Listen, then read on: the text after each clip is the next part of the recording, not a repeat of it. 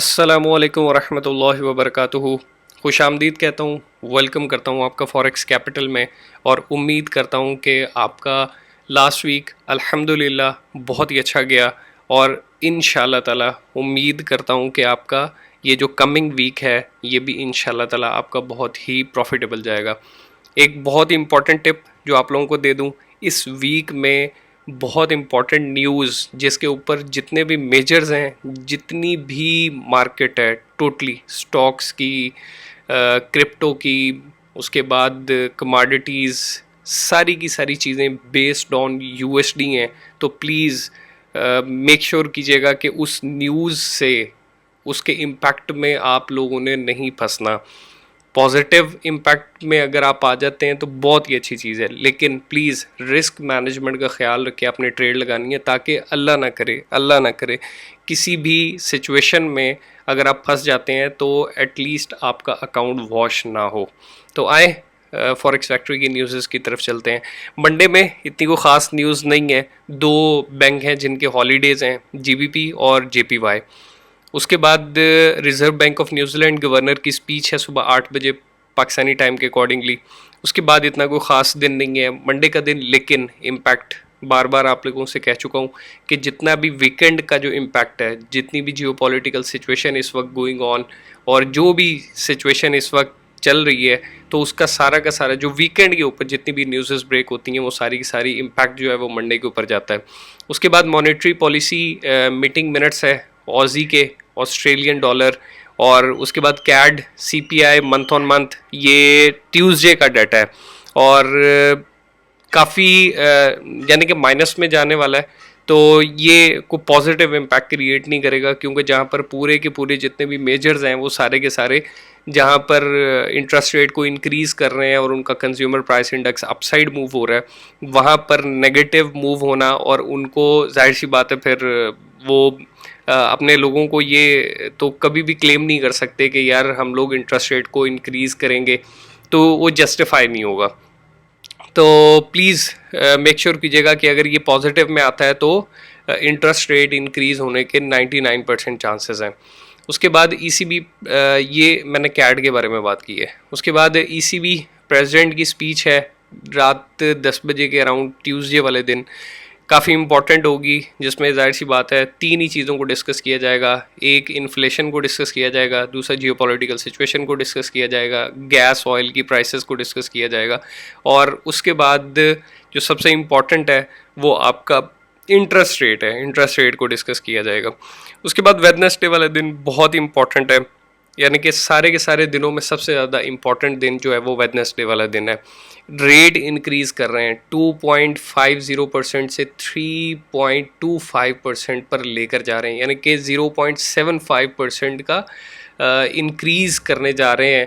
तो it's very huge consistently increase हो रहा है। और जो बातें आपको शायद याद होगा कि लास्ट ईयर जो फेड ने बातें बोली थी कि मैं 2022 के अंदर कंसिस्टेंटली, यानी कि 3 से 4 दफ़ा मैं रेज़ करूँगा इंटरेस्ट रेट को, तो वो बहुत ज़्यादा लोगों ने उस वक्त कमेंट्स किए थे कि ये इंक्रीज़ नहीं होगा, पॉसिबिलिटी नहीं है और ऑल दैट, बहुत राइट लेफ़्ट बातें हुई थी। लेकिन अभी के लिए अगर मैं देख रहा हूँ, सिचुएशन को देख रहा हूँ, तो वो आपके सामने क्लियर है कि वो तकरीबन तीसरी से चौथी दफ़ा ये इंक्रीज़ करने जा रहा है।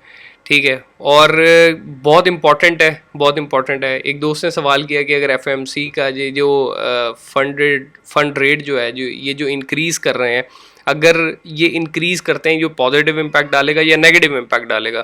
तो मेरे भाई, ये पॉजिटिव इम्पैक्ट डाले या नेगेटिव इम्पैक्ट डाले, इसका सबसे जो इम्पोर्टेंट जो बेस्ड ऑन है, सबसे जो इम्पोर्टेंट स्टेटमेंट जो बेस्ड ऑन है, वो है जो बेसिस पॉइंट इन लोगों को मिलने वाले हैं। अगर इनको 75 बेसिस पॉइंट के ऊपर इनका इंक्रीज़ होता है तो बहुत ही पॉजिटिव इम्पैक्ट होगा और यूएसडी बहुत ज़्यादा बूस्ट हो सकता है, 111 पर भी इंडेक्स जा सकता है। लेकिन अगर इनको कम बेसिस पॉइंट मिलते हैं तो लाजमी सी बात है कि मार्केट के अंदर तकरीबन 200 से 300 से 400 पिप की मूवमेंट भी एक्सपेक्टेड है। तो उसके बाद आ जाते हैं थर्सडे वाला दिन। बहुत ज़्यादा इम्पॉर्टेंट है, ठीक है। उसमें मॉनेटरी पॉलिसी स्टेटमेंट JPY, उसके बाद bank of Japan press conference है, SNB मॉनेटरी पॉलिसी असेसमेंट है, उसके बाद SNB पॉलिसी रेट है, इंक्रीज़ कर रहे हैं, माइनस से पॉजिटिव की तरफ जा रहे हैं। और जो जहाँ तक मेरा आइडिया है कि ये पॉजिटिव इम्पैक्ट क्रिएट कर सकती है। ये जो न्यूज़ ब्रेक होगी ये स्विस के लिए काफ़ी ज़्यादा पॉजिटिव इम्पैक्ट क्रिएट कर सकती है, जहाँ तक मेरी एक्सपेक्टेशंस हैं। यानी कि USD CHF जो है वो काफ़ी ज़्यादा खटाई में पड़ सकता है। उसके बाद 4 बजे के अराउंड थर्सडे वाले दिन GBP की MPC official bank rate vote है, उसके बाद मॉनेटरी पॉलिसी समरी है, और उसके बाद ऑफिशियल बैंक रेट है। ये लोग भी इंक्रीज़ कर रहे हैं, और इनके जो नंबर ऑफ बेसिस पॉइंट है यानी कि ये 0.50% इंक्रीज़ कर रहे हैं।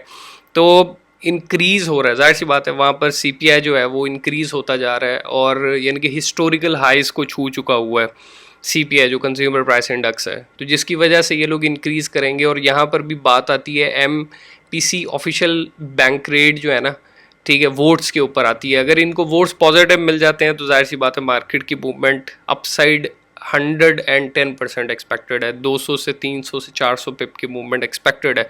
प्लीज़ मेक श्योर कीजिएगा कि फंसीएगा मत किसी भी ट्रेड के अंदर, ना पॉजिटिव में फंसीएगा ना नेगेटिव में फंसीएगा, ठीक है। पॉजिटिव में फंसना इसलिए थोड़ा सा मुश्किल होता है, क्योंकि तो प्लीज़ मेक श्योर कीजिएगा कि आप लोग किसी भी लालच का हिस्सा मत बनिएगा, क्योंकि जब पॉजिटिव में जाना शुरू होती है, बहुत ज़्यादा मीम्स और बहुत ज़्यादा वीडियोस आप लोगों ने देखी होंगी, तो आप लोगों को यूट्यूब के ऊपर मिल जाएंगी जिसमें अकाउंट वॉश होते हैं लोगों के दिखाए गए हैं। वो जाहिर सी बात है वो एक फ़नी चीज़ नहीं होती। जाहिर सी बात है यार, $19,000 का अकाउंट बिल्कुल ही एक ही सेकंड के अंदर आपको ज़ीरो कर देना, तो यार आपको अपने पैसों से बिल्कुल भी मोहब्बत नहीं है, क्या चक्कर है क्या, यानी कि सट्टेबाजी की भी इंतहा है। तो प्लीज़ मेक श्योर कीजिएगा कि लालच का जो उनसर है उसको बिल्कुल यानी कि मिनिमम साइड पे रखिएगा। अगर आपको पॉजिटिव बहुत अच्छी आप लोगों के साथ वो हो जाता है एलिमेंट, तो उसको मिनिमम 20 से 30 पिप का प्रॉफिट लेके मार्केट को छोड़ दीजिएगा, रादर देन कि यार 200-300 पिप की मूवमेंट होगी तो मैं 4-5 हज़ार डॉलर कमाऊँगा। तो मेरे भाई प्लीज़ इस चीज़ को अवॉइड कीजिएगा। तो ये सारे के सारे पैसे माइनस में भी जा सकते हैं। तो फ्राइडे वाला दिन बहुत ज़्यादा इम्पॉर्टेंट है, और इसमें यानी कि 12 बजे से लेके ऑनवर्ड रात 11 बजे तक आपको रेड न्यूज़ मिलेंगी, ठीक है। फ्रेंच फ्लैश सर्विसेज PMI, उसके बाद German flash manufacturing PMI, German flash services PMI, ये यूरो के ऊपर बहुत ज़्यादा इम्पैक्ट डाल सकती हैं। अगर ये पॉजिटिव और नेगेटिव का कंबाइंड डाटा आता है तो फिर जाहिर सी बात है अपसाइड मूव होगी, फिर डाउन आएगी, फिर अप होगी यार कंसोलिडेट कर देगी। उसके बाद फ्लैश मैन्युफैक्चरिंग PMI, उसके बाद फ्लैश सर्विसेज PMI, उसके बाद GBP का डाटा, और एक्सपेक्टेडली पॉजिटिव आने के बहुत ज़्यादा चांसेस हैं। उसके बाद USD का फ्लैश सर्विसेज PMI, तो ये भी बहुत ज़्यादा पॉजिटिव आने के चांसेस हैं। तो उसके बाद फेड चेयरमैन की जो क्लोजिंग है उससे पहले यानी कि 4 घंटे पहले उसकी स्पीच है, और मेरे भाई ये काफ़ी ज़्यादा इंपॉर्टेंट होगी, बहुत ज़्यादा इंपॉर्टेंट होगी। तो प्लीज़ मेक श्योर कीजिएगा कि बहुत ही ख्याल से, बहुत रिस्क मैनेजमेंट का बहुत अच्छे तरीके से आप लोगों ने ख्याल रखना है, ताकि किसी भी परेशानी का सामना मत कीजिएगा। तो आए एनालिसिस की तरफ चलते हैं। अच्छा, ये मेरे अपने एनालिसिस हैं, प्लीज़ आप लोगों ने ख़ुद एनालिसिस करने हैं और उसके बाद ख़ुद ट्रेड को एग्जीक्यूट करना है आप लोगों ने। तो प्लीज़ मेरे किसी भी उसके ऊपर मत रहिएगा, अपनी स्टडी लाजमी कीजिएगा, ठीक है। मेरा जहाँ तक चांस है कि USD जो है वो इंडेक्स जो है वो इनको जितने भी पॉइंट्स मिले, ठीक है, वेदर इनको पॉजिटिव पॉइंट्स मिलते हैं वेदर इनको नेगेटिव पॉइंट्स मिलते हैं, मार्केट की मूवमेंट एक्सपेक्टेड है, जितने भी मेजर्स हैं वो अपसाइड जाएंगे, ठीक है। मंडे ऑनवर्ड, मंडे से शायद थोड़ा सा ड्रॉप ले सकते हैं, उसके बाद देन इससे करेक्टिव मूव भी हो सकता है, उसके बाद देन एक इम्पल्सिव वेव है और अपसाइड बहुत अच्छा प्रॉफिट गेन हो सकता है। तो ये मार्केट का हिस्टोरिकल लो है। अगर मैं आप लोगों को दिखा सकूं कि वीकली के अंदर मार्केट जो है ये वाला लो 2020 का, ठीक है, तो ये वाला लो मार्केट ब्रेक कर चुकी है, हिस्टोरिकल लो में है, हिस्टोरिकल लो में, यानी कि मार्केट कभी भी इधर नहीं आई, तो अगर मैं आपको दिखा सकूं, ठीक है, कभी भी इस जगह पर जहाँ पर मार्केट इस वक्त खड़ी है, इसका मतलब ये है कि मार्केट का जो यूएसडी अगेंस्ट जो पाउंड के हालात हैं वो काफ़ी ज़्यादा वियर्ड और वर्स्ट तरीन हालात हैं इस वक्त, ठीक है। तो बेहतरी की तरफ तो एक्सपेक्टेशंस नहीं है, लेकिन अपसाइड मूवमेंट एक्सपेक्टेड है कि मार्केट दोबारा से इस वाले जोन में जा सकती है, ठीक है। तो मुझे जहाँ तक लगता है कि मार्केट की अपसाइड मूवमेंट, क्योंकि मॉनेटरी पॉलिसी है इनकी, उसके बाद पॉजिटिव इम्पैक्ट, अच्छा ये भी पॉसिबिलिटी है, आवाज़ है, लोग बातें कर रहे हैं 1.0 की, 1.0 की और 0.99 की भी आवाज़ है। तो प्लीज़ मेक श्योर कीजिएगा, रिस्क मैनेजमेंट का काफ़ी ख्याल रखिएगा, क्योंकि मार्केट यहाँ से नीचे मूव हो सकती है। 99% चांसेस हैं कि मार्केट की मूवमेंट हो सकती है, लेकिन वो बहुत ज़्यादा मूवमेंट होगी। अगर एक्सपेक्टेशनली भी देखा जाए तो बहुत ज़्यादा मूवमेंट है, 1.0 तक बहुत ज़्यादा एक लंबी मूवमेंट है, तो एक्सपेक्टेड है, ठीक है। क्योंकि जहाँ पर भी कोई पॉजिटिव इम्पैक्ट क्रिएट हुआ तो मार्केट बूस्ट कर सकती है, काफ़ी ज़्यादा बूस्ट कर सकती है, ठीक है। तो प्लीज़ मेक श्योर कीजिएगा कि रिस्क मैनेजमेंट का लाजमी ख्याल रखिएगा। अच्छा, बीटीसी पे आ जाते हैं। BTC as per my expectations के मार्केट का जो अपसाइड जो नोशन है वो स्टार्ट होने वाला है, ठीक है। अपसाइड जो नोशन है वो स्टार्ट होने वाला है। तो जहाँ तक अगर करेक्टिव और इम्पल्सिव वेव की बात करते हैं, अच्छा पीछे प्लीज़ थोड़ा सा अवॉइड कीजिएगा। आपको पता है जो वीडियो है ये संडे के दिन, जाहिर सी बात है बंदा घर पे होता है ना, तो वो काफ़ी ज़्यादा बैकग्राउंड पे नॉइस होगी, तो प्लीज़ उसको प्लीज़ अवॉइड कीजिएगा। बच्चों की नॉइसेस हैं तो प्लीज़ अवॉइड कीजिएगा। तो और मैं इसके लिए बहुत ज़्यादा मादर ख्वाह भी हूँ। अच्छा, तो मुझे एक्सपेक्टेशंस ये है कि मार्केट के अंदर एक इम्पल्सिव अपसाइड वेव आने वाली है, और अच्छा बहुत ज़्यादा लोग हैं इस चीज़ को समझ रहे हैं कि वो यहाँ पे करेक्टिव मूव होगा और एक लंबा ड्रॉप हो सकता है, कंफर्मेशन भी हो सकती है, ठीक है।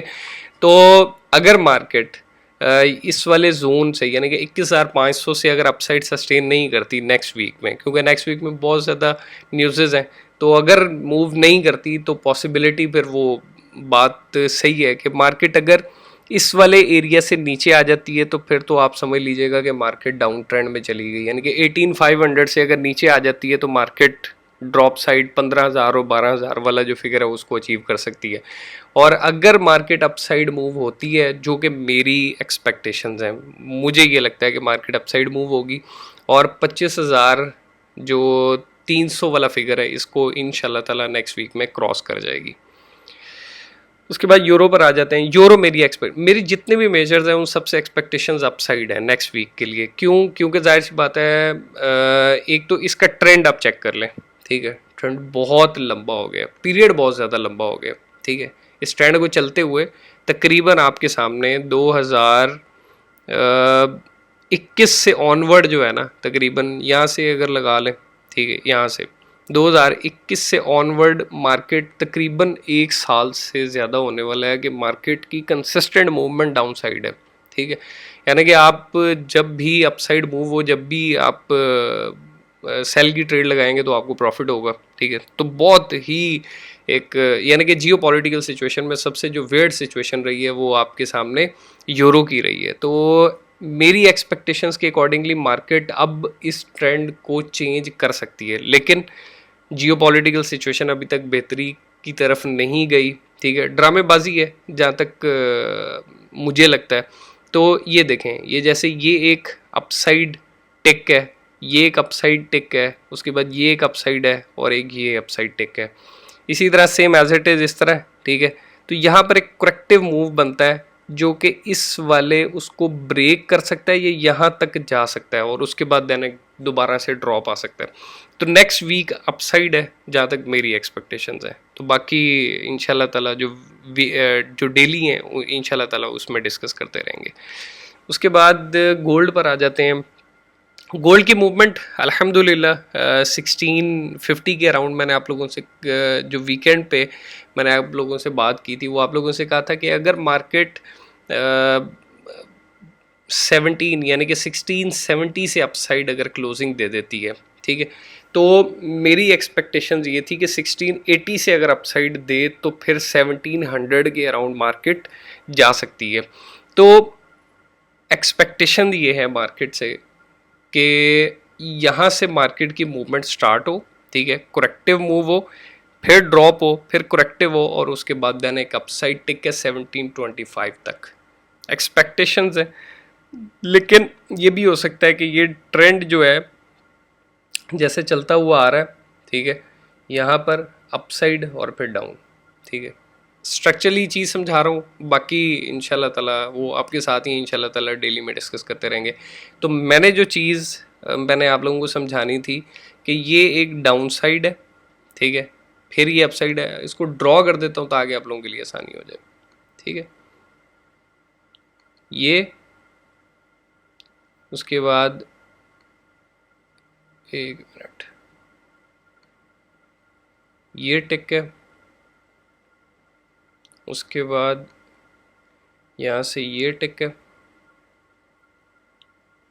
और देन ये, इसको आपने सिर्फ स्ट्रक्चरली इस चीज़ को समझना है ताकि आप लोगों को किसी भी परेशानी का सामना ना करना पड़े आपको। तो ये आपको सिर्फ समझाना मकसूद है, बाकी इंशाल्लाह ताला इन चीज़ों को हम लोग फर्दर डिस्कस करते रहेंगे, ठीक है। तो अभी जो नेक्स्ट मूव है वो आपकी समझ में आ गया होगा, ठीक है। Drop up, drop up, drop up, then drop, then up, समझ आ गई बात, ठीक है। तो यही समझाना मकसूद था। उसके बाद यूएसडी जेपीवाई पे आ जाते हैं। यूएसडी जेपीवाई एक्सपेक्टेशंस अल्हम्दुलिल्लाह यही थी 145 की, ठीक है, तो उस तक नहीं पहुंच सका मार्केट, उस तक नहीं पहुंच सकी। उसके बाद एक करेक्शन है, यानी कि 141.60 से अगर नीचे सस्टेन हो जाता है तो फिर हमारा टारगेट 139 होगा। अगर ये इससे ऊपर ही रहता है, यहाँ तक भी आता है, तो आपने सेल 141.60 से पहले नहीं करनी, ठीक है। उसके बाद अगर यहाँ से दोबारा अपसाइड जाता है तो फिर एक अपसाइड टिक लगाएगा, उसके बाद देन ड्रॉप लेगा। उसके बाद हम लोग डॉलर इंडेक्स पर आ जाते हैं। डॉलर इंडेक्स मेरी एक्सपेक्टेशन के अकॉर्डिंगली मार्केट का नेक्स्ट जो मूव है वो डाउन साइड है, ठीक है। यहाँ पर एक मार्केट ने मूवमेंट दे दी है, यहाँ पर एक अपसाइड एक वो बना दी है, और उसके बाद देन अब जो फाइनल जो मूव है मार्केट का, अब ये डाउन साइड है। अच्छा, अपसाइड भी जा सकती है, अपसाइड और देन एक ड्रॉप, ठीक है। एक्सपेक्टेशंस हैं इसी तरह हो सकता है, लेकिन प्लीज़ मेक श्योर कीजिएगा कि रिस्क मैनेजमेंट का लाजमी ख्याल रखिएगा, अपना बहुत सा ख्याल रखिएगा। अल्लाह हम सब का हामी और नासिर। दोबारा इंशाल्लाह ताला कल दोबारा मुलाकात होगी, और प्लीज़ शेयर लाजमी कीजिएगा इस वीडियो को ताकि सबको फ़ायदा हो सके। अल्लाह हम सब का हामी और नासिर। अस्सलामु अलैकुम व रहमतुल्लाह।